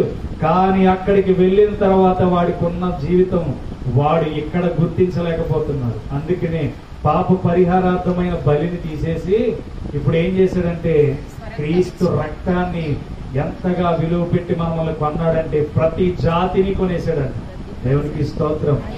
ప్రతి జాతిని కొనేశాడు, ప్రతి మానవుడిని కొనేశాడంట. ఇప్పుడు ఎవడైతే ఆయన రక్తములోనికి వచ్చి పవిత్రపరచబడతాడో వాడికి మాత్రమే పరలోక రాజ్యం సిద్ధపడి కలిగి ఉంది. దేవునికి స్తోత్రం. ఈరోజు మీరు బాగా గుర్తించుకోండి, మీ నోరే మిమ్మల్ని అపవిత్రపరచొచ్చు, మీ హృదయమే మిమ్మల్ని మోసపరచొచ్చు, మీ జీవితమే మీ జీవితంలో నష్టాన్ని కలుగజేయచ్చు. ఒక కాలు తీసేయమంటున్నాడు, ఒక చెయ్యి తీసేయమంటున్నాడు, నీ కన్ను అభ్యంతర పడితే దాన్ని ఏమంటున్నాడు? పెరికివేయమంటున్నాడు. కాబట్టి దేవుడు చెప్పే విధానం ఏంటంటే ఈ లోకంలో జీవిస్తున్న జీవితం కొరకు నువ్వు ఆశపడద్దు. పరలోకమందున్న రక్షణ అనే జీవితం నీకు ఒకటి ఉంది, దాని కొరకు ఆశపడి బ్రతికితే భూలోకమందున్న వాటినన్నిటిని విడిచిపెట్టి ఏం చేయమన్నాడు? ఆయన కొరకు కనిపెట్టుకొని వచ్చే వరకు ప్రత్యేకముగా జీవించమని చెప్తున్నాడు. దేవునికి స్తోత్రం. ఈ రోజు నేను అంటున్నాను, పాపము చేసి విడిచిపెట్టేసిన బ్రతుకును మరలా సముద్రంలోనికి వెళ్ళాలనుకోవద్దు. నీకు దేవుడు ఒడ్డును దగ్గరగానే చూపిస్తున్నాడు. నీ జీవితంలో ఒడ్డు దగ్గరగా ఉన్నప్పుడు దాని దగ్గరికి చేరి వెనక ఉన్న పాపాన్నంతటిని విడిచిపెట్టేసి ఇక దేవుని కొరకు తన రక్తంలో శుద్ధీకరించబడుకుని ఈ రోజు వరకు ఈ మాటలు నీకు ఎవరు చెప్పకపోయి ఉండొచ్చు, కానీ దేవుడు నీ హృదయంలో ఉన్న వాటిని గురించి మాట్లాడిన దినము గనుక ఈ దినము నుంచే నీ నోటిని అపవిత్రపరచుకోకుండా, నీ హృదయాన్ని అపవిత్రత పరచుకోకుండా, నీ తలంపులను అపవిత్రపరచుకోకుండా, నీ శరీరాన్ని అపవిత్రపరచుకోకుండా ఇప్పుడు తేట తెల్లగా నీ ఒడ్డు దగ్గరగా ఉంది కనుక దాని మీద వెళ్ళడానికి ఆశపడుతూ నీ జీవితాన్ని ప్రతిఫలింప చేయడానికి దేవుని కొరకు ఎదురు చూద్దాం. అటు కృపలో దేవుడు మనల్ని దీవించి ఆశీర్వదించును గాక. ప్రతి ఒక్కరు మోకరించి ప్రార్థన చేద్దాం.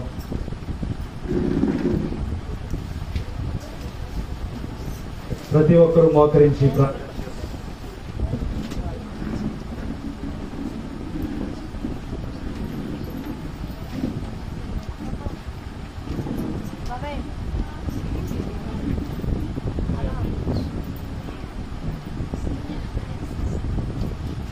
ఒకటే గుర్తు పెట్టుకోండి, మీ జీవితం పరలోకం వెళ్ళాలి. ఒకటే బాగా గుర్తు పెట్టుకొని నీ జీవితం పరలోకం వెళ్ళాలి అంటే దేవుని కొరకు నువ్వు కొన్ని ప్రత్యేకతలు కలిగిన జీవితం కావాలని దేవుడు ఇష్టపడుతున్నాడు. ముందుగా నీ వింటున్న సువార్త నీ హృదయంలో చేర్చుకొని వాటి యందు నీ దృష్టి ఎప్పుడు పోగొట్టుకోకుండా ఉండాలి.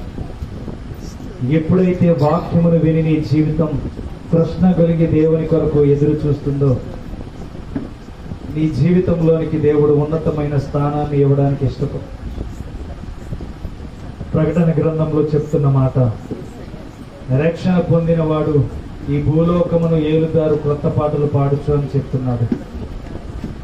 నువ్వు ఏదో ఒక రీతిలో తప్పు బాటలో నడుస్తున్నావు, దేవుడు నీకు తెలియజేశాడు. ఈరోజు నువ్వు నీ మాటను సదురుకోవడంలో కూడా నీ మనస్సాక్షి నేను గర్దిస్తుంది. ఎదుటి వారి గురించి మాట్లాడొద్దని దేవుడు చెప్తున్నాడు. ఎదుటి వారి విషయంలో ఏ మాత్రము నీ చేతులు ఉండకూడదని దేవుడు చెప్తున్నాడు. ఎదుటి వారి విషయంలో నీ కాలు దువ్వుతున్నావేమో జాగ్రత్త. నీ కాలు నిన్ను అభ్యంతర పరిస్థితి తీసే, అది పరలోక రాజ్యానికి అడ్డుగా ఉంది. నీ చెయ్య నిన్ను అభ్యంతర పరిస్థితి అది తీసే, పరలోకానికి అడ్డుగా ఉంది. పరిశుద్ధాత్మ దేవుడు ఈ దినాన్న మనకు తెలియజేసిన రక్షణ ఎంత విలువైనదో తెలియజేశాడు. మారు మనసు పొందిన ప్రతి బిడ్డ నోరు కాచుకోవాలి. రక్షణ పొందిన ప్రతి బిడ్డ వారి జీవితాల్లో వెలుగును స్వీకరించాలి. రక్షణ పొందిన ప్రతి బిడ్డ వారి జీవితాల్లో మాటను సరి చేసుకోవాలి. ఏ మాట నీవు దూషణగా మాట్లాడుతున్నావో, ఏ జీవితం నీలో నీ జీవితాన్ని నాశనం చేయడానికి వస్తుందో, రక్షణ పొందిన నీ జీవితం అద్భుతంగా మార్చబడాలి అంటే దేవుని కొరకు కనిపెట్టుకుంటూ ఉండాలి. నీ మాటే నిన్ను అభ్యంతర పరిస్థితి అది నీ కుటుంబానికి కీడుగా మారిపోతుంది. నీ హృదయమే దేవుని క్రియ కలిగిన రక్తమును ఏమాత్రము అవమానపరిస్తే నీ జీవితమే నీకు అవమానకరంగా నీ కుటుంబానికి వస్తుంది. ఒక్కసారి ఆలోచన చేయండి. నిన్ను అభ్యంతర పరుస్తున్న నీ జీవితాన్ని విడిచిపెట్టేమని దేవుడు చెప్తున్నాడు. నీ కాలునే తీసుకోమని చెప్తున్నాడు, నీ చెయ్యినే తీసుకోమని చెప్తున్నాడు, నీ కంటిలోనున్న ఆ ఏదైతే నలుసు కనబడుతుందో దాన్నే తీసేసుకోమని చెప్తున్నాడంటే ఒక్కసారి ఆలోచన చేయి. దేవుడి రాత్రి నీ మనస్సుతో మాట్లాడాడని, ఈరోజు దేవుడు నీ మనస్సును గూర్చి మాట్లాడుతున్నాడు. తన కొరకు మాత్రమే కనిపెట్టుకోమంటున్నాడు. ఇంతమందిలో నీ చెయ్యి లేవలేకపోయిందంటే నీవు మారు మనసు పొంది దేవునికి ఏమిస్తున్నావు? ఇంతమందిలో నీ చెయ్యి లేవలేకపోయిందంటే మారు మనసు పొంది బాప్తిసం పొందిన నీ జీవితంలో దేవుడు చూస్తున్నాడనే మాటనే మర్చిపోయావేమో. దేవుడు నీ హృదయాన్ని గమనిస్తున్నాడనే ఉద్దేశాన్ని మర్చిపోయావేమో.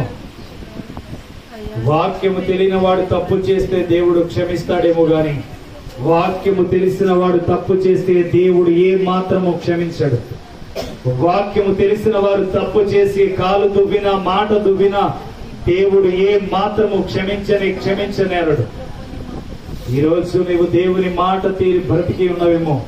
దేవుడి రాత్రి నీతో తెలియజేస్తున్న మాట, ఇక నుంచి నా యొక్క జీవితంలో నేను నిన్ను అవమానపరచనని ఈరోజు నీవు తీర్మానం తీసుకో. ఇక నుంచి నా జీవితంలో నా నోటికి కళ్ళం వేసుకుంటాను ప్రభు అని చెప్పి నీవు దేవుని కొరకు ఆలోచన చేసి బ్రతుకు.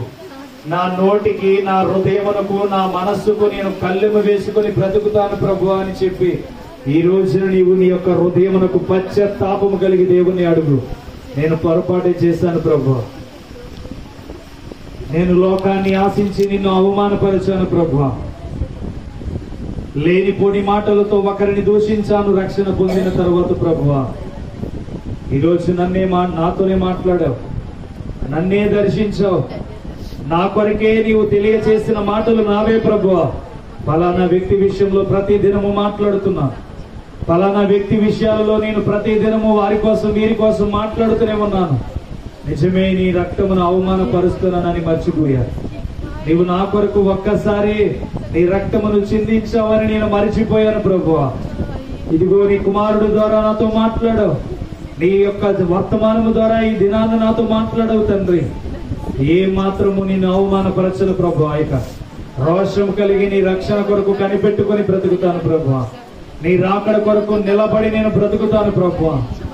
నా జీవితాన్ని బాగు చేయి, నీ కృప కొరకు కనిపెట్టుకొని బ్రతుకుతాను ప్రభువా. అయ్యా, ఇదిగో నాతో మాట్లాడిన విధానాన్ని నేను విడిచిపెట్టను ప్రభువా. ఇక ఎవరి గురించి నా యొక్క హృదయంలో కూడా చోటివ్వను ప్రభువా. ఎవరి గురించి కూడా నా నోటి మాటను వ్యర్థపరచుకొని ప్రభువా, నా నోటి మాటను అపవిత్రపరచుకొని ప్రభువా. నేనే చేశాను తండ్రి. ఈరోజు మాట్లాడిన ప్రతి మాట నా కొరకే మాట్లాడవు తండ్రి. నేనే నా మాటను నిలబెట్టుకోలేకపోయాను, నేనే నా చూపును నిలబెట్టుకోలేకపోయాను. నేను క్రీస్తు రక్తంలో కడగబడ్డ బిడ్డననే ఉద్దేశాన్ని మర్చిపోయాను. నేను ఆయన రక్తానికి అవమానం తీసుకువెళ్ళకూడదనే ఉద్దేశాన్ని మర్చిపోయాను. ఈరోజు నేను రక్షణ పొందాలి అని ఎంత ఆశపడ్డానో, ఆ రక్షణ ఎంత విలువైనదో నాకు తెలియచేసిన తండ్రి నీకు స్తోత్రాలు. నా జీవితంలో రక్షణ ఎంత అమూల్యమైనదో, నేను ఎంత భక్తి కలిగి జీవించాలో నీవు నాకు నేర్పించిన విధానమును బట్టి నీకు స్తోత్రాలు. చిన్న బిడ్డవాడినైతేనే నీ రాజ్యములు అడుగు పెడతానని చెప్పావయ్యా. చిన్న బిడ్డనైతేనే నీ యొక్క రాజ్యములు అడుగు పెట్టడానికి అర్హత అని చెప్పావు ప్రభు. నేను ఇక్కడి నుంచి చిన్న బిడ్డ వంటి మనస్తత్వమే కలిగి ఉంటాను. నేను చిన్న బిడ్డ వంటి మనస్తత్వమునే కలిగి జీవిస్తాను. తీర్మానం తీసుకునే నువ్వు ఈ రాత్రి నుంచి ఎలా బ్రతకబోతున్నావో దేవుడు నేను చూడబోతున్నాను. నువ్వు తీర్మానం తీసుకోబోతున్నా. నువ్వు ఈ రాత్రి నుంచి నీ హృదయాన్ని దేవుడు పరీక్షించబోతున్నాడు. నువ్వు ఎలా నిలబడబోతున్నావో, ఏ మనిషిని దూషించకుండా ఎలా నిలబడబోతున్నావో, ఆయన రక్తంలో కడగబడిన నీ జీవితం ఎలా అయితే ఆయన కొరకు ఎదురు చూడడానికి ఇష్టపడుతున్నావో దేవుడు నీకు తెలియజేస్తున్నాడు. ఈ రోజు నుంచి కనిపెడతానని దేవుడు. ఒకవేళ తెలిసి మరలా తప్పు చేసావా, ఇక పాపానికి క్షమాపణ పశ్చాత్తాపం ఉండదు. నిత్య నరకంలో గెంటి వేయడానికి ద్వారాలు ఎంతగానో సాతానుడు ఆవరించబడి ఉన్నాడు. ఇదిగో సాతానుడు నిన్ను ఏ విషయంలో పొరపాటు చేస్తున్నాడు? ధనం విషయంలో పొరపాటు చేస్తున్నాడా? సంపాదన విషయంలో పొరపాటు చేస్తున్నాడా? నీ కుమారుల విషయంలో నీ మనస్సును నిలబెట్టలేక పడగొడుతున్నాడా? ఏదో కార్యము జరగకుండా ఆగిపోయిందని దేవుని పైన దృష్టి లేకుండా చేసి నిన్ను అవమానపరిచే స్థితిలోనికి తీసుకువెళ్ళిపోతున్నాడేమో. ఈరోజు కనిపెట్టు. దేవుడు నీకు చెప్తున్న మాట, నువ్వు నా బిడ్డవని దేవుడు చెప్తున్నాడు. నా కొరకు నువ్వు కనిపెట్టగలిగితే నీ కొరకు నీ కార్యములని నేను చేసి పెడతానని చెప్తున్నాడు. నువ్వు ఏదైతే జరగట్లేదని అనుకుంటున్నావో జరగడానికి నేను అన్ని ద్వారములు తెరుస్తాను. అయితే నీవు పరిపూర్ణంగా నా దగ్గరకు వస్తావా? ఈ రాత్రి నీ మాటలు దేవుడు సువార్త ద్వారా మనకి తెలియచేస్తున్నాడు. నిన్ను సిద్ధపాటు చేయడానికి తెలియచేస్తున్నాడు. నువ్వు పాపములో బ్రతికేశావు, తప్పులు ఒప్పుకోకుండా బ్రతికేశావు. అంత్య దినముల యందు కనురెప్పపాటులో నీ జీవితం అంతమైపోతే ఎక్కడికి వెళ్తావు సహోదరి? ఆ దేవుడు అడుగుతున్నాడు, సహోదరుడా ఎక్కడికి వెళ్తావు? నేను నీ కొరకే కదా రక్తము చిందించాను. నువ్వు పాపములో ఉండకూడదనే కదా నేను నా రక్తములో కడిగి శుద్ధీకరించాను. నువ్వు నా రక్తంలో కడగబడ్డా కూడా పాపము విషయంలో మాటలు పడితే, పాపాల విషయంలో పాలు పొందితే, ఆమె ఇలా ఉన్నది, ఆమె ఇలా మాట్లాడుతుంది, ఆమె కుటుంబంలో ఇది జరిగిందని లేనిపోని మాటల్లో తలదూర్చితే దేవుడు నిన్నెక్కడ క్షమిస్తాడు? ఒకసారి ఆలోచించు. ఈ కుటుంబం కోసం పక్కవారు మాట్లాడితే ఎంత బాధపడతావో, మరి పక్కవారి కోసం నీవు మాట్లాడినప్పుడు కూడా వారు అంతే బాధపడతారు. వారి కుటుంబంలో ఏదో చిన్న పొరపాటు జరిగి నీవు బంధువులవై ఏదో కారణమై నీతో చెప్పుకుంటే అది ఇంకొకరికి వెళ్ళి చెప్తున్నావు కదా, అది ఎంతవరకు కరెక్ట్? నీతో నమ్మకమైన రాలువైనా చెప్పుకుంటే అది ఇంకొకరికి చెప్తున్నావేమో. తన భారం తీరుతుందని నీతో చెప్పుకుంటే ఇంకొకరికి వెళ్ళి దాన్ని నవ్వుల పాలు చేస్తున్నావేమో. గుర్తించుకో, దేవుడు నీకు పరీక్ష పెట్టి ఈరోజు మాట్లాడుతున్నాడు. నీ మనస్సును గురించి ఈరోజు నీతో మాట్లాడుతున్నాడు. నీ హృదయమును గురించి ఈరోజు మాట్లాడుతున్నాడు. లేనిపోని ముచ్చట్ల వైపు నీ హృదయం వెళ్తుందేమో. ఒకరోజు పరలోకమందు నీ స్థితి కోల్పోతావు, జాగ్రత్త. ఒకరోజు ఉన్నతమైన స్థానంలో నిలబడకుండా పడిపోతావు, జాగ్రత్త. అప్పుడు రొమ్ము కొట్టుకున్నా నా స్థితి ఇది ప్రభువా అని చెప్పి అరిచినా నిన్ను చూసేవాడు అక్కడ ఎవరు ఉండరు. ఈరోజు దేవుడు నీ హృదయంతోనే స్పష్టంగా మాట్లాడుతున్నాడు. ఎదుటి వారి కుటుంబాల కోసం నువ్వు మాట్లాడకూడదని. చిన్న బిడ్డవాడివై నువ్వు జీవించాలి. చిన్న బిడ్డవాడి మనస్తత్వంలో ఎవరి దగ్గరికి వెళ్తే వాడి దగ్గర సంతోషంగా నవ్వుతాడు. అదే సంతోషం చిన్న బిడ్డ వంటి మనస్తత్వం నీలోనికి రావాలి. ఈరోజు దేని విషయంలో పడిపోతున్నావో దేవుడు నిన్ను అనేక విషయాలు గుర్తింపు చేస్తున్నాడు. మూర్ఖత్వము కలిగిన హృదయాన్ని విడిచిపెట్టి ఈ రోజే పవిత్రత కలిగిన హృదయం వైపు అడుగు వేద్దామా? ఇక నుంచి నేను లేనిపోని వాటిపైన దృష్టి పెట్టనన్న వారు ప్రతి ఒక్కరూ మీ చేతులు దేవుడికి చూపించండి. ఇక లేనిపోని మాటలు నేను పెట్టను. ఎవరి హృదయానికి నేను చోటివ్వను. ఎవరి విషయంలో నేను మాట్లాడను. ఎవరి విషయంలో నేను తలదూర్చను అన్నవారు మాత్రమే మీ హృదయాలు భద్రపరచుకోవడానికి, మీ జీవితాలు భద్రపరచుకోవడానికి మీ చేతులు దేవునికి చూపించండి. చేతులు ఎత్తిన ప్రతి ఒక్కరిని దేవుడు చూస్తున్నాడు. ఇక ఏ మాత్రము మీ నోటికి కళ్ళం వేసుకోమని దేవుడు చెప్తున్నాడు. వాటినన్నిటి నుంచి దూరముగా ఉండమని దేవుడు చెప్తున్నాడు. నీకు నమ్మకముగా చెప్పిన మాట నీ హృదయంలో దాచుకోవడానికి మాత్రమే ప్రయత్నం చేయి. ప్రార్థించబోతున్నాను చేతులు ఎత్తిన ప్రతి బిడ్డ కోసం. మీ హృదయాలను దేవుడు పట్టుకొని ఏ మాత్రం పడిపోకుండా దేవుడు కాపాడాలని ప్రార్థన చేయబోతున్నారు. మీ జీవితాలు పదిలంగా పరలోక రాజ్యంలోనికి వెళ్ళాలని ప్రార్థన చేయబోతున్నారు. పవిత్రమైన హృదయంతో మీరు దేవుని రాజ్యానికి వెళ్ళాలని ప్రార్థన చేయబోతున్నారు. ప్రతి ఒక్కరు చేతులెత్తి దేవునికి చూపించండి. నేను నిలబడగలను అన్నవారు మాత్రమే, నేను నిలబడగలను అన్నవారు మాత్రమే. పరిశుద్ధుడా పరిశుద్ధుడా పరిశుద్ధుడా అని స్తోత్రాలు. అయ్యా, నీ రాజ్యములకు చేర్చడానికి రక్షణ బాప్తీసం ఎంత విలువైనదో ప్రభువా, నీ బిడ్డలకు ఈ రోజున తెలియజేసి నీ బిడ్డలతో మాట్లాడిన విధానమును బట్టి స్తోత్రాలు. ఇదిగో నీ బిడ్డలను ప్రభువా ధైర్యముగా విశ్వాసముగా వారి హృదయాల్లో నుంచి ఈ రాత్రి మాట్లాడినావు గనుక నీ బిడ్డలు వారి తప్పు తెలుసుకొని నీ దగ్గరకు వస్తున్నారు ప్రభువా. వారి తప్పు తెలుసుకొని నీ వద్దకు వచ్చి చేతులు ఎత్తుతున్నారు తండ్రి. ఇక ఏ మాత్రము వారు పడిపోకుండా నీ దేవదూతల్ని వారికి తోడుగా ఉంచండి. వారి పడిపోకుండా నీ యొక్క రక్షణ ఆలోచన వారికి దయచేయండి. నీ రక్షణ మార్గములో రక్తములు కడగబడ్డారనే తలంపులు నీ బిడ్డలకు దయచేయండి. నజరేయుడైన యేసుక్రీస్తు నామములో నీ బిడ్డల చుట్టూ నీ యొక్క దూతలను ఉంచండి ప్రభువా. ఏ విషయంలో వారి ఆలోచన పడిపోతుందో ఆ ఆలోచనలో వారి పడిపోకుండా రక్షణలోనూ నేనున్నాను ధైర్యం కలిగి ఉండాలని ఆలోచన వారికి గుర్తు చేయండి ప్రభువా. నీ బిడ్డలను జ్ఞాపకం చేసుకో. వారి విశ్వాసముతో చేతులెత్తారు, ధైర్యముతో చేతులెత్తారు ప్రభువా. వారు నీ రాజ్యంలోకి ప్రవేశించాలని ఇష్టపడ్డారు. వారు నీ రాజ్యంలోనికి బ్రతకాలని ఇష్టపడుతున్నారు తండ్రి. వారి జీవితాలను బాగు చేయండి. ఇంతవరకు పొరపాటులు చేశారు, ఇంతవరకు వారి జీవితాల్లో అన్యాయంగా జీవించారు. ఇక నుంచి నీ కొరకు జీవించాలని ఇష్టపడుతున్నారు. వాక్యమును అంగీకరించి నువ్వు వారితో మాట్లాడవని ఎంతగానో స్పష్టంగా తెలుసుకొని నీ వైపు చేతులు చూపించారు ప్రభువా. వారు తెలుసుకున్న విధానంలో ఇక నీ రక్తమును అవమానపరచకుండా, నీ రక్తమును తక్కువ చేయకుండా తండ్రి నీ కృప చేత వారిని ముద్రించండి, నీ బలము చేత వారిని ముద్రించండి. పడిపోతున్నప్పుడు పట్టుకొని నీవే లేవనెత్తి వారిని గుర్తింప చేయమని ప్రార్థన చేస్తున్నా. ఏ విషయంలో నీ బిడ్డలు ప్రయత్నాలు చేస్తున్నారు అన్ని విషయంలో నీ యొక్క బిడ్డల జీవితాన్ని ఆశీర్వాదకరముగా నింపండి. గృహాల విషయంలో ఇబ్బంది పడుతున్నారేమో, గృహాల విషయంలో గృహాలు కట్టుకోవడానికి మేలు చేయండి అయ్యా. చెరువు పాడి పంటల విషయంలో లేకపోతే సంపాదన విషయంలో సమృద్ధి లేక బాధపడుతున్నారేమో తండ్రి, నీ బిడ్డల్ని సమృద్ధి వైపు నడిపించండి. ఏదో న్యాయము జరగక కుటుంబం నవ్వుల పాలలో ఉన్నదేమో ప్రభువా, న్యాయము వారి కుటుంబానికి జరిగించండి. వివాహాల విషయంలో బిడ్డల ఆలోచన చేస్తున్నారేమో ప్రభువా, వివాహాల విషయంలో ఏ ఆలోచనలు చేస్తే ఆ ఆలోచన బిడ్డల విషయంలో కార్యమును జరిగించండి. పరిశుద్ధాత్మ కలిగిన శక్తి చేత ఏ ఏర్పాటు నువ్వు ఏర్పాటు చేసి ఉన్నావో వారికి తగిన జీవితాన్ని ఏర్పాటు చేయండి తండ్రి. పరిశుద్ధడానికి వందనాలు. ఈ అంత్య దినాల్లో మమ్మల్ని మేము కాపాడుకొనొచ్చు సువార్తను ప్రకటించడానికి అర్హతనిచ్చావు గనక ప్రకటిస్తున్నా బ్రతుకు ఎలా ఉండాలో ప్రతి దినము మాకు గుర్తింపు చేయండి అయ్యా. ఇదిగో ప్రభా, రక్షించడానికి ఇచ్చిన ఈ సమయాన్ని పోగొట్టుకొనక ప్రతి దినము నీ కృప చేత నింపి నడిపించి బలపరచండి. బిడ్డల కొరకు వచ్చే వారిని ఎంత విలువైన వాక్యాన్ని ఇవ్వాలో బలముగా ఈ వారంలో మమ్మల్ని నడిపించండి ప్రభు.